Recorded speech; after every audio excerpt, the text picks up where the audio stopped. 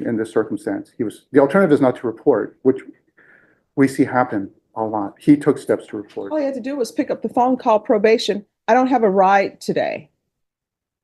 I mean, I don't know if that. he knows he's not supposed to be driving. PTSD, doesn't have PTSD, has PTSD. He knows he's not supposed to be driving, just like he knew he was supposed to report. That's why he reported. PTSD does not mean that you don't know your obligations. All right, court is calling 2024 CR 1237 and 2024 CR 1238, State of Texas versus Eric Cantu. Can I have parties announced for the record for the state? Jason Garahan, Your Honor. For the defense? Brian Powers, Your Honor. And are you Mr. Cantu? Yes. All right, so the first thing we're going to take up is the state's motion to recuse. Defense, you've had a chance to review the motion to recuse? I have, Your Honor. All right, state. Judge, the state is asking to be recused from this case for the aforementioned and the motion to recuse. All right, and the court does not see or find a reason for the recusal. There are many cases that the state of Texas has here in Bexar County where you have someone who's a complainant on the case and also someone who has another case where they're the defendant. It happens many times on the in family violence cases. So the court does not see grounds for the recusal in the motion. So the grounds for recusal are denied. And for the record, state, you do not have a prosecutor from another county who's willing to accept these cases? I personally did not do it, but I believe our office did reach out to several different surrounding counties. In fact, I believe all of them surrounding counties that are contingent to Bexar County, and they were unable to accept these cases at this time, Your Honor. All right. And off the record, in previous settings in this case, the court informed both the state and the defense that the court did not see grounds for recusal or find any grounds for the recusal. But if the state were to provide a prosecutor from any county to come in, the court would allow the recusal, but only for that reason. So the motion, there is no grounds for the recusal, and the grounds for recusal of Bexar County will be denied. All right. And what is the next matter? Your Honor, I would ask, we filed a motion not too long ago with regards to trying to modify the GPS conditions for Eric so that he is able to, while still under monitoring, to be able to participate in nonprofit events and charity events. I've provided the court today, and I've also tendered it to the state for review, a letter from his ongoing mental health therapist, Dr. Punjabi, from Brain Coach, where she, I believe, says it best as far as Eric is attempting to turn this trauma that he suffered into a positive and to try to get involved. And she believes that this would be good as going towards his mental health treatment from the trauma that he suffered. All right. State. The state would be opposed, Your Honor. All right. Counsel, you'll need to bring her in as a witness. I do have the letter that it's been submitted. But if it would probably be best for you if you actually have the witness come in. They can be by Zoom if they're available by Zoom to testify. Yes, Judge. All right. Is there anything else? Nothing from the state. All right. The next thing, discovery. Where are we on discovery? As far as the state has been unable to confer with me for the last few settings, given their stand. However, I believe that's going to change. So with the court's permission, I will reevaluate and go through it with the state to make sure that we have everything we are supposed to have. All right. So we'll recall this in 30 days for discovery. Ms. Ferguson, can I have a 30-day reset for discovery?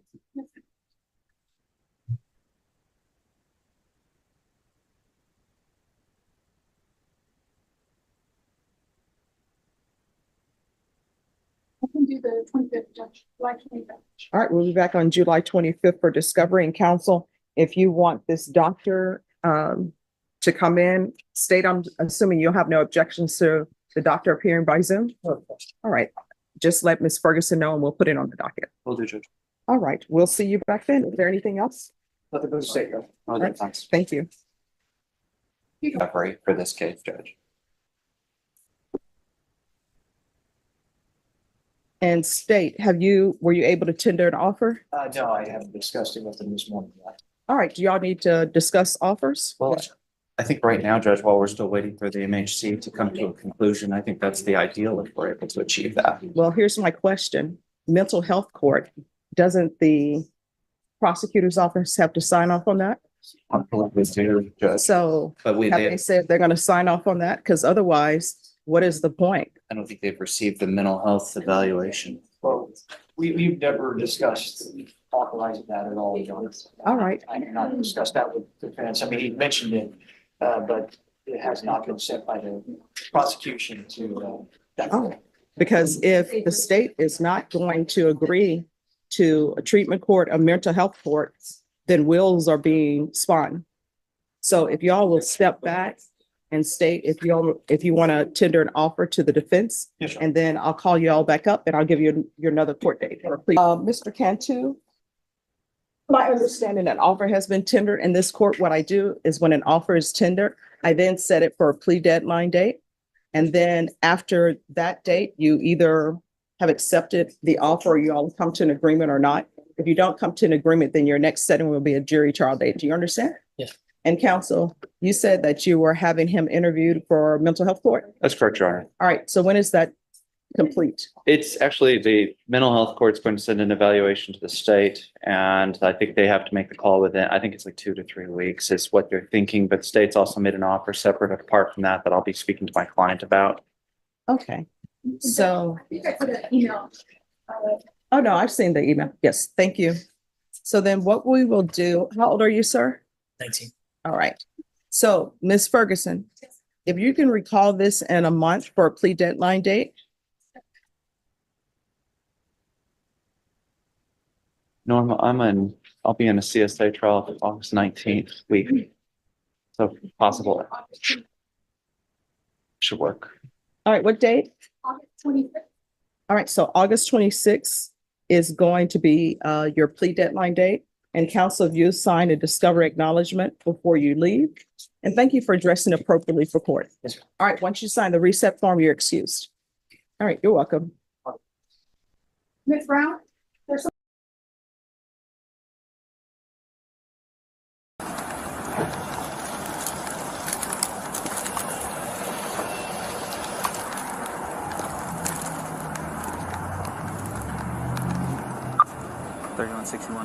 Hey, can you start me one more? I got a vehicle over here that fled from me the other day. He's in the parking lot. Yeah, 4. Get somebody else over there. 3230, go inside the way over there with 3161. It's gonna be off of 11-700, blank over to the McDonald's. And 3161, you want a running code? 10-4. License plate.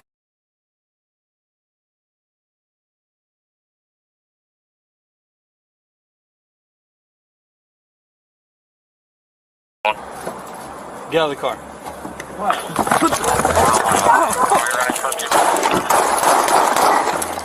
Shots fired! Shots fired! Shots fired! Earlier, you gotta give me a return on it right now. Shots fired! Shots fired!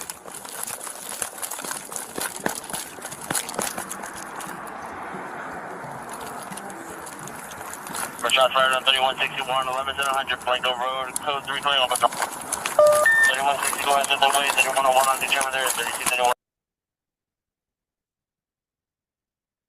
All right, all right, court is calling 2024 CR 1237, 2024 CR 1238, State versus Eric Nathaniel Cantu. Can I have parties announced for the record, for the state Jason Garrett.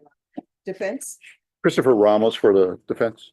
And are you Mr. Eric Nathaniel Cantu? Yes, sir. All right. So it's my understanding, before we go into the motions, that you have witnesses in the breakout room. I have a witness that's a Dr. Punjabi. Is that your witness? Yes, Judge. And also there's another witness, it just says Gabriel Spone. No, Not, Judge. not you, okay. And there, I'm assuming there are no objections to witnesses appearing by Zoom? All right. And each of the cause numbers, Mr. Cantu, did you review the document entitled Motion to Enter Adjudication of Guilt and Revoke Community Supervision with your attorney? Yes, Your Honor. Did you understand it?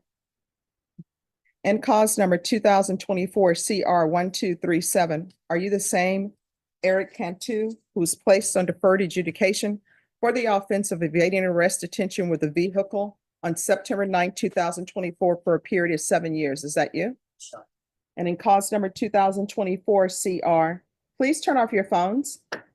In cause number 2024 CR 1238, are you the same Eric Cantu who was placed on deferred adjudication for evading arrest detention with a vehicle on September 9, 2024 for a period of 7 years? Is that you? Yes, Your Honor. State? Yes, Your Honor. And cause number 2024 CR 1237. Violating condition number 23 on or about the 8th day of October 2024 in Berry County, Texas. The defendant Eric Cantu did then and there operate a motor vehicle in violation of condition number 23. How do you plead to that, true or not true? True, Your Honor. And state, do you waive the other violations? On that cause number, yes, Your Honor. Any objection?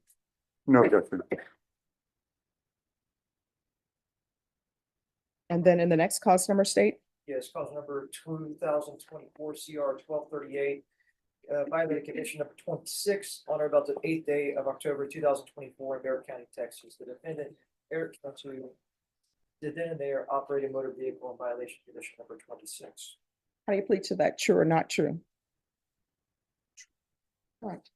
And each of those cause, and any objections to the waivers? No, Judge. And each of those cause numbers, did you understand by pleading true to violation of condition number 23 and violation of condition number 26, the court could find both of those violations true, grant the motion, find you guilty, and sentence you up to 10 years in prison in each cause number and up to a $10,000 fine in each cause number? Yes, Knowing that, do you still wish to plead true to violations of condition number 23 and 2024 CR 1237? Do you still wish to plead true to violation of condition number 26 and 2024 CR 1238? In each cause number, the court will find violation of condition number 26 true and violation of condition number 23 true. Is there a proposed agreement? not agreed, Your Honor. All right, state, what are you requesting? State's requesting deny the motion to amend his conditions to include state ISF with aftercare, Your Honor. All right, what are you requesting? Judge, to put the allegation or the true plea within context, he is reported to have met with the probation officer. He drove himself to the probation department. We are proposing the following, that we're asking the court respectfully that he be reinstated back on probation, to deny the MTR. We're asking formally that court add very specific conditions that can address some of the trauma that he's been exposed to, specifically a cognitive behavior course, increase UAs, and weekly visits to his psychologist. In order to provide the court some guidance in its determination, the defense would like to call Dr. Punjabi, provide some mitigating information and a framework in which we can view whatever punishment the court wishes to impose. All right, Dr. Punjabi, if you'll unmute, please. Yes, thank you. Can you raise your right hand for me, please? Of course. Solemnly swear or affirm the testimony you give will be the truth and nothing but the truth, so help you God? Yes, I do. All right, you can lower your hand, state your name for the record. Dr. Sunita Punjabi. All right, and could you spell your name, please, for the court reporter? Of course. It's Sunita, S as in Sam, U as in umbrella, N as in Nancy, I as in igloo, T as in Tom. Let me stop you right there. Court reporters don't like when you do what each letter signifies. If Okay. you spell it completely. Got it. Okay, thank you. Well, I'm from India, so I didn't know if it was confusing, but yeah, my last name is Punjabi, Punjabi. And if you'll spell your first name. Sure, Sunita. Any objections to this witness appearing by Zoom, state? All right, Mr. Cantu, you have a right to have witnesses appear in person. Do you have any objection to this witness appearing by Zoom? No.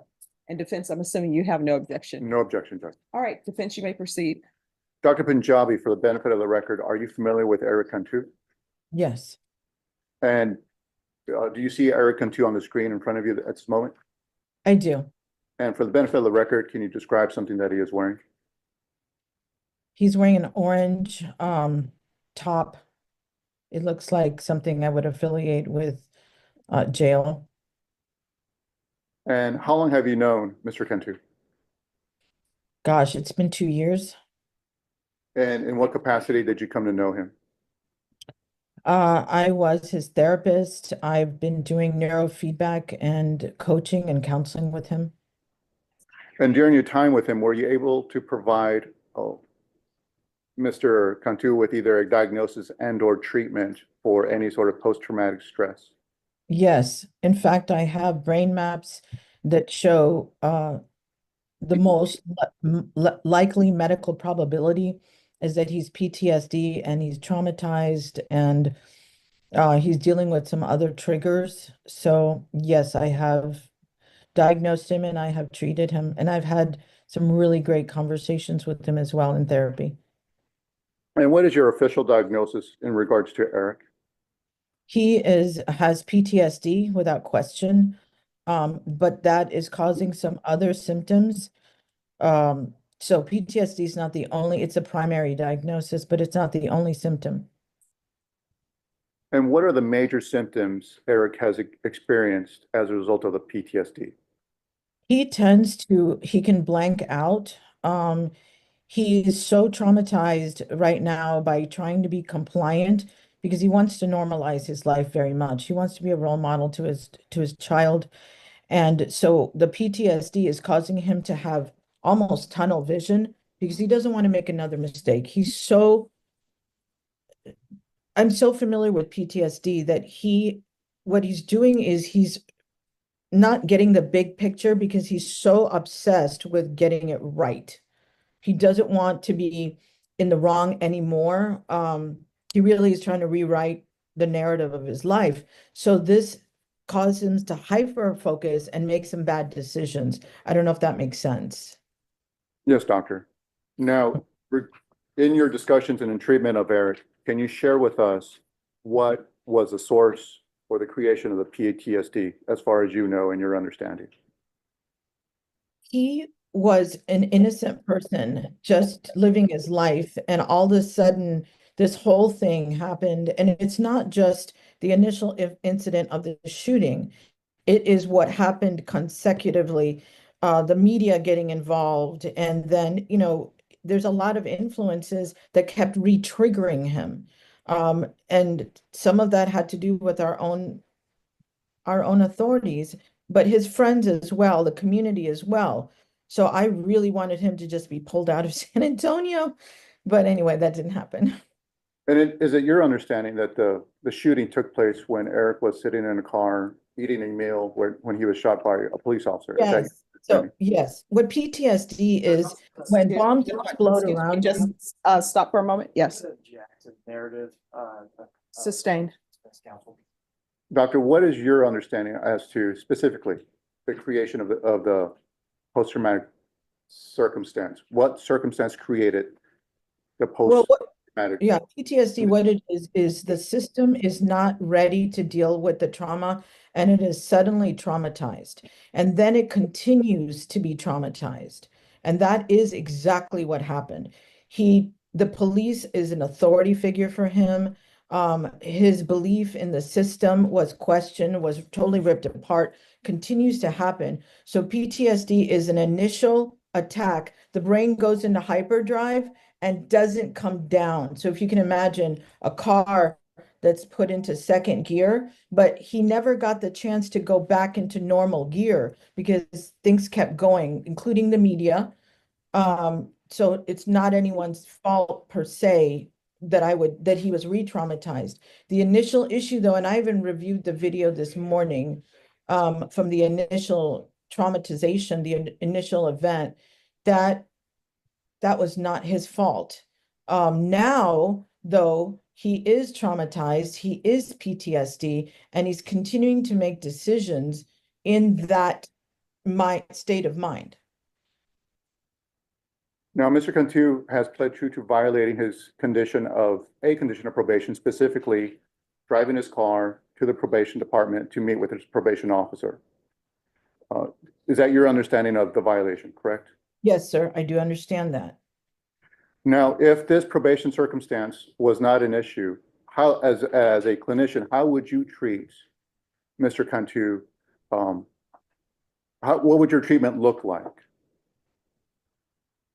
If you think about it, and I thought about this, how would someone violate his probation knowing fair well that he was not supposed to drive?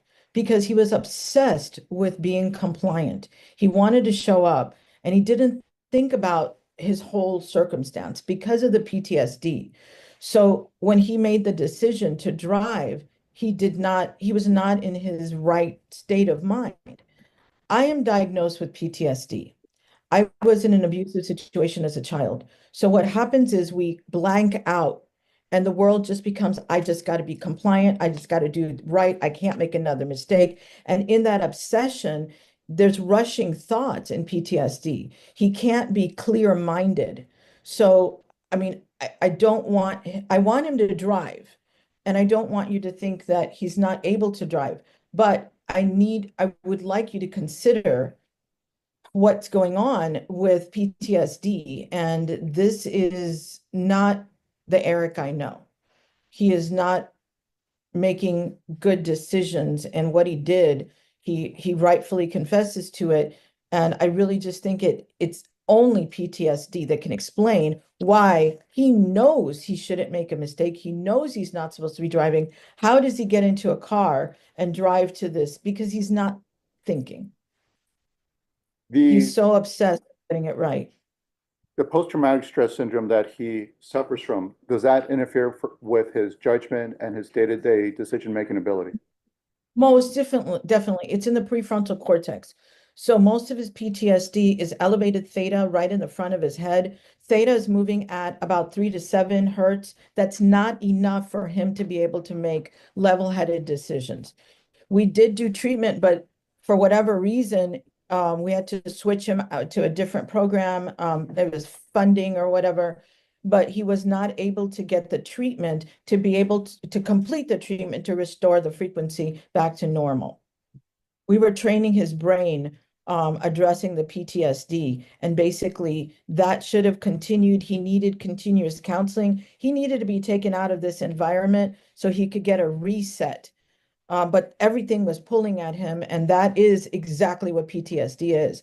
So originally, PTSD is a veteran who's in or a soldier in a fight, but the bombs just keep exploding, and so his brain stays in that higher gear. Did I answer your question? Yes, doctor, thank you. Now, if Eric were to spend the next 3 to 4 months or next year in a lockdown facility, would that have a negative effect on his PTSD and treatment progress? Right now, Eric is very, very vulnerable. He's looking for something to believe in. He's looking for hope. The wrong type of influence right now, if he is surrounded by other individuals that have a diagnosis much more severe than his, is my concern, he will absorb that environment. He really is at a very delicate state right now. So I'm very concerned if you're going to put him around other individuals that have a diagnosis that are not screened. Yeah, I would not I would not recommend that. Not in a facility like that. I do believe he needs help. I think he needs to be in a continuous situation, not just in and out. I think he needs to be surrounded by medical clinicians that can see his wake up to go to sleep. And I think he needs it for a short time. And I think it needs to be away from San Antonio.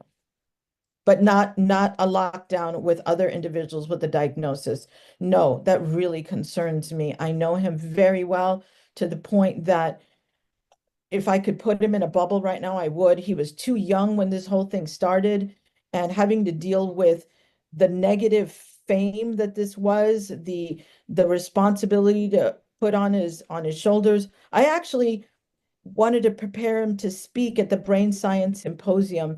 Every year, I host the largest Texas conference where people that have overcome adversity rewrite the narrative. And he was supposed to speak. I hope he still can. That's January 16th. But he and I talked at length when I originally met him about taking this opportunity that his trauma was actually a possibility for triumph. And he was so in, he cried with me. You can't fake that. And so what I know is that this man wants to right his wrongs, but he just isn't given the support that he needs to do it. And I think if we give him that support and he's around mentoring people, he's around people that are giving him the right message, he could be an amazing, amazing contribution to our society because he talked with me about talking to kids, going into high schools and telling kids to make good decisions, using his story as a platform to make a difference in the world. And he was all in. We talked about Christ, we talked about faith. That was all real. Object to narrative. Sustain. And Dr. Punjabi, just so that we're clear, prior to his probation violation, you and Eric had taken steps to and made plans to speak at a symposium regarding his condition and the progress that he made, correct? Right. But by doing that, he was owning his story, and he has. He did a retreat with me that a lot of people don't know about. 3 days. Sustain. All right, thank you, Dr. Punjabi. In our discussions, you sent to me, and you've also mentioned that Eric underwent a brain scan, correct? Yes. And I have, you sent to me, and I also have a copy of a black and white brain scan, copy of the brain scan. When you received or underwent the brain scan, can you tell us in layman's terms the implication of the brain scan and what you see in it? Yes, the elevated in the prefrontal cortex, he has elevated theta and delta. His brain in the prefrontal cortex is basically shutting down. That's what the brain does. That's what the body does when it's in harm. It goes into a fight or flight mode, and that's exactly what that looks like. I've seen those maps so many times with that exact correlation, and you can see, even though yours is black and white, you can see on the right side the medical probabilities of the symptoms he would have with that brain activity.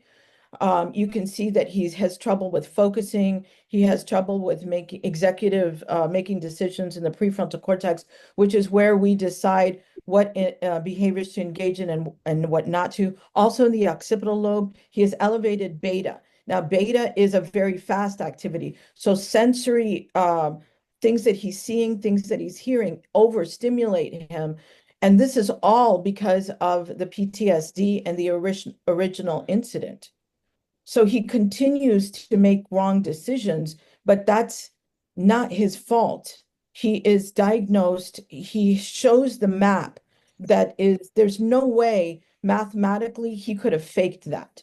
That is real, and his brain condition is real. He's like a soldier in a battle right now, and And, any little thing is going to trigger him. Yes.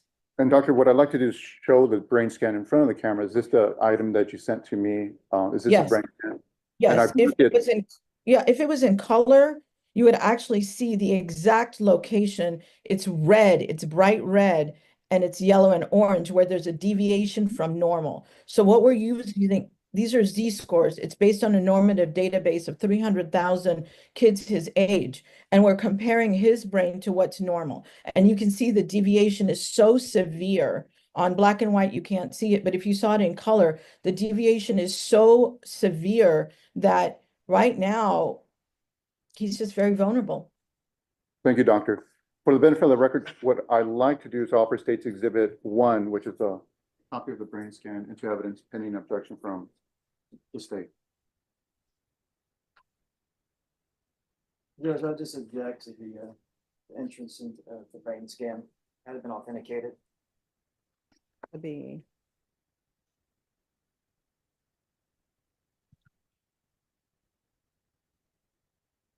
All right, so do you want to lay the foundation? Miss Dr. Punjabi, are you the person who completed this brain scan? Yes, ma'am. Our office did. No, did you complete the brain scan? Yes, I did. You mean, did I do the brain scan for him with Yes. him? Yes. All right, you want to lay the foundation? Dr. Punjabi, the brain scan, did you use this brain scan as a tool to diagnose Eric? Yes, I did. And do you often use I'm this, sorry, just 1 second before you finish with your question. Are you still going to be objecting to the brain scan? Yeah, you are. All right. and do you often use this sort of scanning to diagnose the various patients that you treat? Yes, yes, I'm considered a specialist in brain trauma.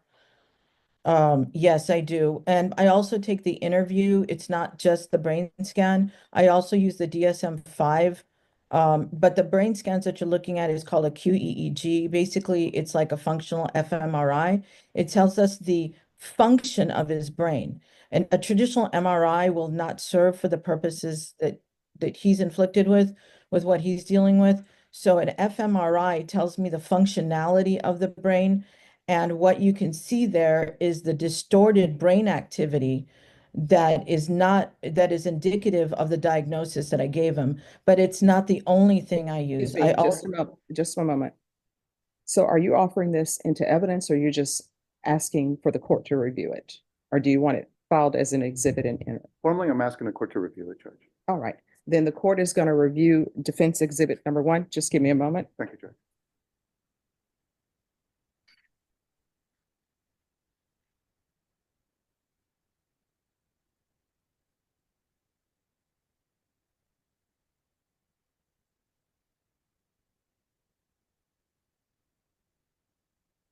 All right, court has reviewed defense's exhibit.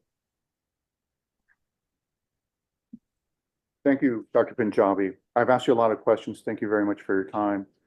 Um, Is there anything that I did not ask you, do you think the court should know in terms of deciding the outcome of Eric's probation? Or how he should spend the next either a few months or next few years? I think you've asked me the questions that you need to know. I would like to reiterate that he will become the surroundings that he is, because right now he's looking for hope. He's looking for, the brain does this. The brain searches for the meaning of the events that have happened to him. Right now he's figuring out what that means. So I'm very concerned that if he's around people that could influence that meaning in the wrong direction, he is almost like a child looking for why he's here and why this happened to him. What did I do wrong are the questions that he keeps asking.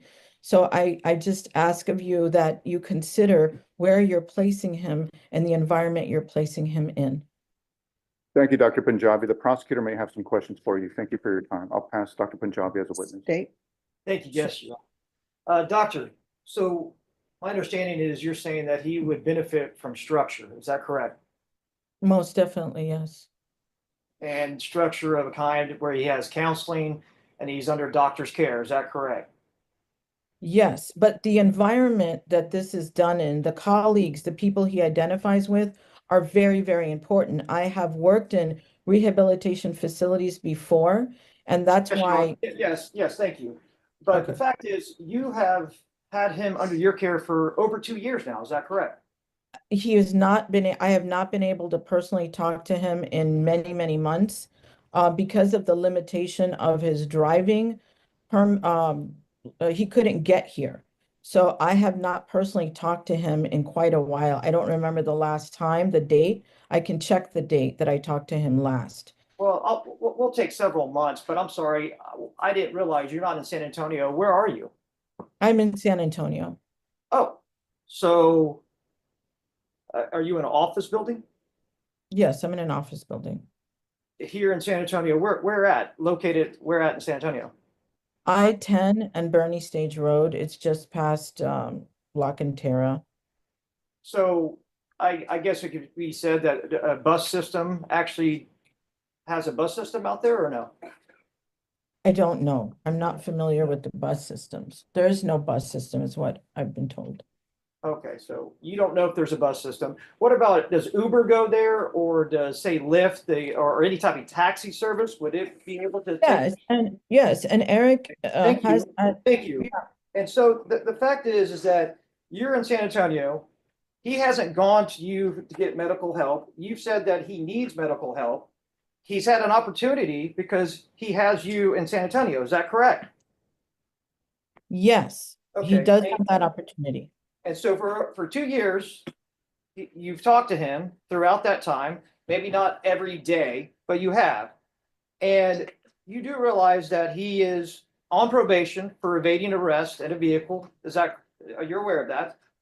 Yes, And not only just one evading arrest in a vehicle, but two evading arrests in a vehicle. Are you aware of that? yes. And you're aware that also did you watch the body cams or the dash cams from those evadings? No, I have not seen those, but he has called So- me, things So, for that so, like that are so the happening. fact is you haven't reviewed those cases that he's on probation for. Are you aware that in one of those evadings, he actually ran into an innocent individual in their vehicle and caused damage, if not put them in mortal danger of causing an accident on the highway? Are you aware of that? I am aware of that. Okay. And And so ma'am, when I can speak, I'll tell you what I think about it. that's right. I mean, defense counsel will be able to ask you some questions. Mr. Ramos will ask you some questions if you'd like to expand on that. But you are stating that he would benefit from structure. Is that Yes, And you've had an opportunity for over 2 years to give him that structure, which has not been done. he's done very well until the recent events. He's done very well in the 2 years that you've talked to him, and he violated the law at least twice for evading arrest in a vehicle. Is that right? When he was seeing me regularly and when he was seeing a counselor regularly and getting treatments regularly, there were no violations. The violations started after. These evadings that have been. The defense is going to object. We're going to ask the state to allow the witness to finish her answer before we ask another question. All right, state if you'll re-ask your question. Right. And I'm moving on here. The fact is that the evadings happened well over a year ago. So he was under your care during the time of these evadings. You're aware of that, No, right? he was not seeing me over a year ago. I was talking to him, I was writing letters for him, but he did not see me. He stopped seeing me about a year into the entire thing. On a regular basis. Now, I did have a counselor that was working with him, Mary Contreras, and she would talk to him via telephone, but otherwise he was not seeing me and he was not getting the treatment that he needs. And that's because he couldn't drive. He wasn't allowed to drive. So yes, there's a Uber and there's all those things, but when you have a PTSD diagnosis, you're not thinking clearly. You can't make those kinds of executive I'm going decisions. to object to her narrative. Sustained. Thank you. So, doctor, what I'm asking you is you're saying that one, he needs structure, two, that he needs to drive. Are you telling the court that this individual right here, standing in the orange, needs to drive? I am not saying he needs to drive. So I'm how not. is he going to get to the doctor's office if he can't drive? He Which will you're have saying- figured out another way. But see, when you have PTSD, you don't think about the Uber. You don't think about calling your parents. He is so obsessed with not making another mistake. I know this young man. He really wants to live his life on the up and up. And he never blamed, if he was Your Honor, I'm really, just going to object to or narrative. he Sustained. never blamed The objection has been sustained. And doctor, thank you very much for acknowledging the fact that this individual, out of all the individuals in the world, wants to do better. I think we all can say we want to do better, but it's the question of whether we do better. And But so he has a diagnosis. in this case, he has not done better. He is driving and he lied to probation that he And was that driving. is the fault of our judicial system. He is not doing better because he has not been given the opportunity. He continues to be set up to be triggered. I'm sorry, and that's what I've seen. He Okay, called that's me one fine. time I'm when he sorry. was being pulled over by a police officer. So wait, are you stating to the court that he called you when he was being pulled over by a police officer during one of the evadings? He tried to get help because he continued to be pulled over. Every time the police officers saw his car, I could see that it was a whole, I'm sorry. Well, ma'am, I'm sorry. You just stated on the record that he called you It was during, over, yes, it was a year and a half ago. so when he was pulled over for an evading in the arrest. No, he wasn't evading. He was just pulled over. I don't know why he was pulled over, but he wasn't evading. He hadn't broken a law. From what I understood and what I could hear, it was that his car was just identified and they pulled him over for some, I don't know what it was, but it was But nothing. He was breaking a law. you have no clue I what could was. hear, and I could, no, but I could hear the police officer telling him it was some kind of excuse. And this continued And that's the issue. So, He so I'm keep- sorry, objection again to narrative, Your Honor. Sustained. Doctor, so you're stating that it's the police officer's fault. Any police officer that pulls this individual over for one, speeding, because one of his evading arrests was speeding. You realize that? Is that Sir, correct? I don't know if you know what You're the case, PTSD is that is. right? I understand you're not clinically trained, but PTSD means that he will be re-triggered. And that's why he needs to be pulled out into rehabilitation that doesn't involve other types of criminals, though. He's young, he's vulnerable. When this originally happened, he was 17 and a half years old. He's been locked in that age and that mindset. Your Honor, I'm That's just why he gonna was the narrative. traumatized. So I understand you have no clinical background, but Sustained. The Good. objection has been sustained. Doctor, I appreciate your point of view there. But yet again, you did state on the record here that he would benefit from a structured environment with counseling and also other individuals that would care for him because this individual is vulnerable to actually violate the law yet again. Is that correct? yes, but Thank you. No further his questions. brain is, okay, his brain is seeking meaning. Dr. Punjabi, thank you very much for your time. Eric and I are grateful for your time and your testimony. We have no further questions for you. Thank you very much. All right, Thank thank you. Any other witnesses? No, ma'am. Just argument whenever the court's ready. All right, any objection to the court reviewing the court summary? No, no objection, Judge.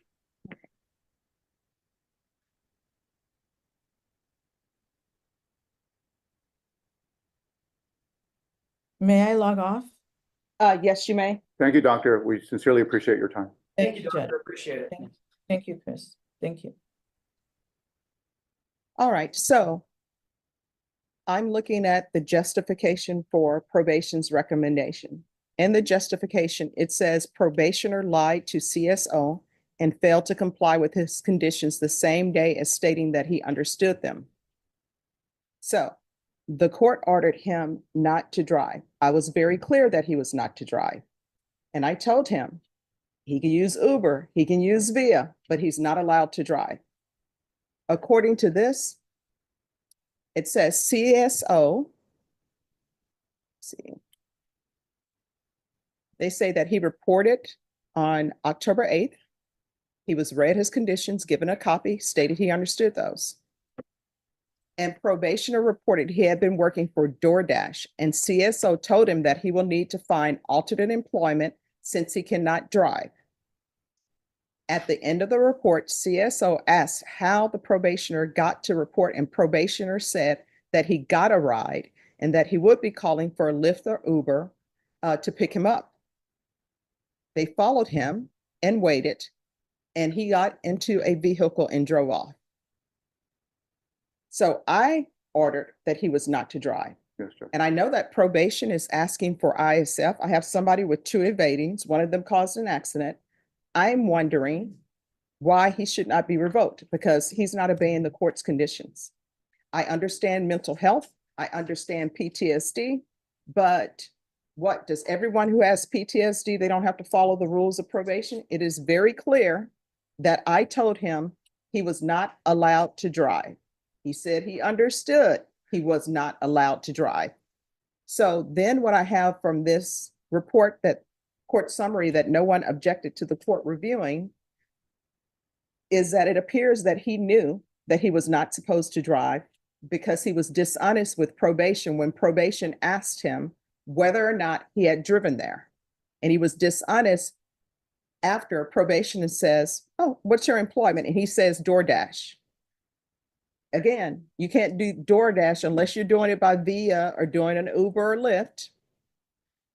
So he knew that he was being dishonest. He knew, even though he had PTSD, he knew that what he was doing was violating the court's orders because he was dishonest about it.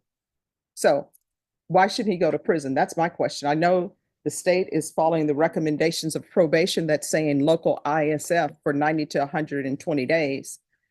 But the court is wondering why he shouldn't be going to prison. And what I can tell both parties is he is going to be in custody some kind of way after this hearing. I've heard all the evidence. Either he's going to ISF or either he's going to prison. And right now I want to know why I shouldn't send him to prison because he's not following the court's rules. And I was very adamant. It is rare for me to tell people on probation they can't drive, but I was very adamant that he wasn't to drive because he has two evading arrests with a vehicle, and one of them involved a serious accident. So why shouldn't he be going to prison? Judge, I can offer this. I can offer, to be clear, with somebody who has PTSD, they should follow the rules of probation. They should follow conditions. We don't disagree with that at all, Judge, to be very clear. I can offer that, at least from our perspective, my perspective, humbly, that the shooting has caused PTSD. He was sitting in his car. He was shot by police officers. It has affected his judgment and certain portions of his decision-making ability in every aspect. I understand that, but my question is, at what point? And I understand mental health, I understand PTSD, but at what point are we going to say people need to follow the rules? And that's a fair question, Judge. And I can offer this. This county has made tremendous strides in dealing with PTSD, whether it's in veterans court, in individuals that have experienced sexual trauma through the prostitution specialty court, in individuals that have experienced trauma at the juvenile setting. This county has made tremendous strides. And ordinarily somebody, and I struggle out loud saying this because I don't want to equate Eric to a veteran. I don't necessarily want to No, I'm make fine that, with you. I mean, PTSD, I understand. but we have created structures for people that, even in the New York Times this morning, County Court 13 made the New York Times this morning talking about the trauma-informed specialty court that it's created and how it's doing Okay, well. but why is he not following my orders? And I will tell you, I tell everyone who's on probation in this court, if you ever need anything, you can come back to this court. You can talk to your probation officer. If you feel as though they're not addressing it, you can come back to this court. So why isn't he following my orders? And Judge, respectfully, I can't address that because I've never experienced the sort of trauma that he's experienced. I've never been shot while I sat in my car. I'm a rule follower. I would follow the rules, this court's rules. I'll follow any judge's rules. But I haven't been shot, and I don't know what it feels like to have my decision-making ability affected. I don't know what it feels like if a stranger shoots me. I don't know if it's going to be that easy for me to get an Uber in a stranger's car. I don't know if it's going to be that easy for me to get on a bus. I don't know. And I'm saying this in front of everybody. I don't know, but I can tell you that the trauma has affected his life. He's been on probation for 47 days before this took place. He's trying to figure this out. He's 19 years old, trying to figure out the probation system and all these rules he has to follow. Some job training programs take longer than the amount of time it took for him to get the MTR. What I'm trying to communicate to the court is, we're asking court, it's going to take some time for him to figure it out given this trauma. And we're asking for this to be mitigating, to ask the court to be mindful that what he experienced is mitigating. And at the end of the day, when he's fleeing on these evadings, he's trying to get away from the people that shot him. I mean, that's Right, so here's the thing. I understand your argument, counsel, but he's already on probation for this. So why he was fleeing for them, that's not where we're at. I'm trying to figure out why I should continue him. He obviously knows to report because he was reporting. He obviously knows he has to get employment, though he was getting employment at DoorDash. He obviously know he was doing wrong. I understand the doctor's testimony, but he knew what he was doing was wrong, because if he didn't, because she said that he's trying to do everything right, he just doesn't want to mess up. He's being dishonest. He knows he's not supposed to drive. I can offer this, Judge. I can Yes. offer, if the court in its understanding of trauma can offer a little bit more of a tailor-made proposal, that he undergo outpatient cognitive treatment, that he report to weekly UAs. He did test negative. I can tell you right now, I'm not doing outpatient treatment. Here's the thing, where we're at is I'm trying to understand why I shouldn't send him to prison. Either he's going to ISF cognitive or either he's going to prison. Right now, I'm trying to understand, and I understand the PTSD, but I'm reading the report from the court summary. He knew he wasn't supposed to drive. And her thing is that he wants to get everything right. Part of getting everything right is following the court's rules. And my main rule on this was no driving until further notice. And if he wanted to drive, all he had to do was contact his probation officer and say, you know what? I got a job with DoorDash. The judge said I can't drive. I would like to approach the judge about that. He could approach me. I would have made a ruling on whether he could drive or not. But instead, what he did, he's doing DoorDash, and then he goes into probation driving when he knows he's not supposed to be driving. And then when they asked him how he got to probation, he's dishonest and he says, somebody dropped me off and I'm going to call an Uber or Lyft. And then he goes and gets in his vehicle and drives away.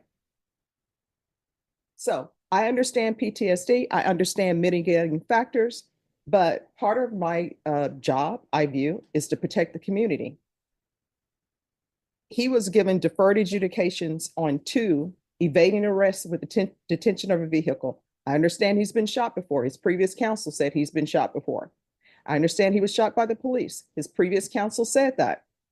So I set conditions taking that into consideration and allowed him to live his life on probation, but without driving. And I know I brought up to him that he could take the via Uber, Lyft. Instead, he's being 100% dishonest with probation. Now, probation is recommending ISF. They're not recommending revocation. So again, we're back to the point. Why shouldn't I revoke him? Because my main rule was no driving. And he violated that and he was dishonest about it. And that's more than just PTSD. That's knowing you were not supposed to do something, but doing it anyway and thinking you would not get caught. And if there's this fear of police pulling him over, then why is he driving when I told him not to? I can only offer Judge that the PTSD did affect his decision-making ability, and it did affect his judgment, and it got him here today. And I can only offer Judge that it sounds like the court, it does sound like outpatient is not an option for the court, and No. we understand that at this moment in time. So in the alternative, Judge, I'm asking for anything less than revocation. Presuming that the court allows him to go to the inpatient or to the ISF facility, and after the 90 or 120 days, he can resume his treatment with his psychologist. The court can tailor conditions that require him to attend. Dr. Punjabi said something that was very significant. She said that he was receiving the treatment. This probably wouldn't have happened. He would have had the structure. If we can structure a probation that makes him report every so often. All right. And so the reason why he wasn't receiving treatment with her is because he didn't want to receive treatment with her. I have never stopped anyone from receiving treatment from wherever they want to receive treatment from. So that's because of him. And he didn't want to see her for whatever reason. He didn't want to make an appointment with her. I've never stopped anyone from receiving mental health treatment. I've never stopped anyone from receiving drug treatment. He didn't want to, but now he does, I guess. All I can offer, Judge, is to give Eric a second opportunity. And I think the things that have happened to him are mitigating. And for that, we're asking for an additional opportunity for him to be either sent to ISF, anything short of revoked. And I hesitate to say out loud, but there are these mitigating factors that I think I am mindful that the court is concerned about community safety. I am very mindful of that, and I can appreciate that very much so. But there's some mitigating arguments that, to some degree, he was doing the best that he could. He showed up to probation. He showed up to report In a vehicle, driving. Yes, Judge. But he was trying to do the best he could, and I think that's worth something in this circumstance. The alternative is not to report, which we see happen a lot. He took steps to report. All he had to do was pick up the phone, call probation. I don't have a ride today. I don't know if that. He Or- knows he's not supposed to be driving. PTSD, doesn't have PTSD, has PTSD. He knows he's not supposed to be driving, just like he knew he was supposed to report. That's why he reported. PTSD does not mean that you don't know your obligations. I don't know, Judge, if that's. No, that's true. I've studied a lot. PTSD doesn't mean that you don't know you're supposed to report. Obviously, he knew that. He reported. It appears that he's just doing what he wants to do on probation. He wants to see his therapist or not. He doesn't go see his therapist. He doesn't tell probation, I would like to see my therapist. He wants to report, he reports. He wants to drive, he drives. And according to this court summary, this is just the first time they caught him driving. I don't know how long he's been driving, but if he's been working for DoorDash, obviously that involves him driving. And I don't know who allowed him with this vehicle. Is this his vehicle, this black vehicle, or is it his father? My understanding it's not his. I believe it's a family member, so maybe it's his father's. I'm not entirely sure, Judge. All right, I think it's his father's. His father came in to testify with regards to a bond issue, I believe. Yes, a bond set. Okay, yes. And it's his vehicle. I don't know why his family members are giving him vehicles when they know he's not to be driving. All right, State, what are you requesting? Judge, the state, just like in many other type of probationers that have violated within a short period of time, we're requesting and going along with the recommendation of, it said local ISF, the state was asking for state ISF, but the probation department has asked for local ISF. And Your Honor, just in the narrative, it says that this vehicle was listed on his personal data sheet, so it's something that he's aware that that was his vehicle. And so the state's position is that if lack of revocation, definitely a state or local ISF with aftercare. Probation? I'm sorry. And a no driving for the duration of his probation, Your Honor. Probation? What is the probation's recommendation?